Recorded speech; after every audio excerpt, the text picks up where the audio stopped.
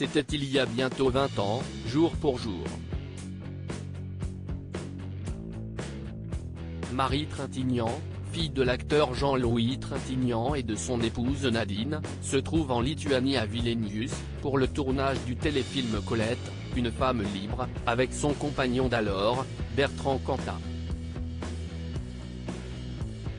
Dans la nuit du 26 au 27 juillet 2003, une violente dispute éclate entre le couple dans leur chambre d'hôtel du Domina Plaza. Le chanteur du groupe noir Désir Rude coule l'actrice de 41 ans, à tel point qu'elle tombe au sol, inanimée. C'est le frère de la comédienne, Vincent, qui appelle les secours le lendemain matin voyant que son aîné ne réagit plus.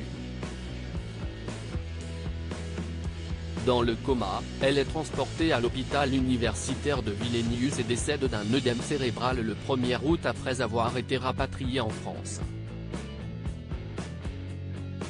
Dans son livre Désir noir, disponible depuis ce mercredi 15 mars, Anne-Sophie Jeanne revient sur ce féminicide et sur l'emprise qu'exerçait le rocker sur la mère de Paul, Roman, Léon et Jules. Dans les jours qui précèdent sa mort brutale, une comédienne lituanienne, qui tournait avec elle le téléfilm réalisé par Nadine Trintignant, note le comportement effacé de Marie Trintignant. Elle la décrit comme absente, toujours un peu triste. Les gens qui la connaissaient disaient qu'elle n'était pas vraiment comme d'habitude, assure-t-elle auprès de l'auteur, dont les propos ont été repris par nos confrères du Parisien. Anne-Sophie Jeanne ajoute qu'à Vilnius, l'actrice ne dînait presque jamais avec l'équipe et ne dormait pas dans le même hôtel, contrairement à sa proximité habituelle avec ses collègues de plateau. Et ce n'est pas tout, un technicien qui faisait partie de l'équipe de tournage de Colette, se souvient de la manière dont Bertrand Cantat essayait toujours d'isoler Marie et venait la chercher en fin de journée.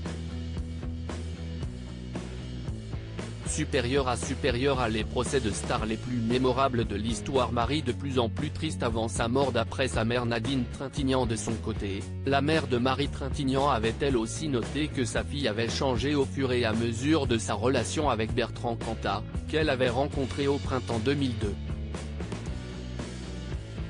Dans un entretien accordé aux Parisiens en janvier 2022, la cinéaste était revenue sur les derniers jours de sa fille. « J'avais remarqué qu'elle était de plus en plus triste. Elle changeait sous l'influence de cet homme. Mais Marie avait un caractère à se lever et partir. Pour moi, c'était inconcevable qu'il y ait un grave problème, expliquait-elle.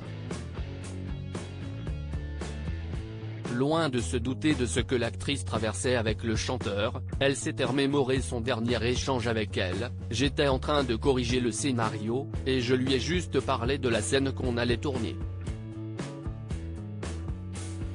C'était le 14 juillet, elle est morte le 1er août.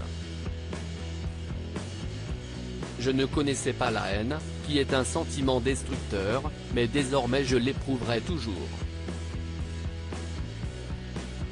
Crédit photo, Indo Parnal.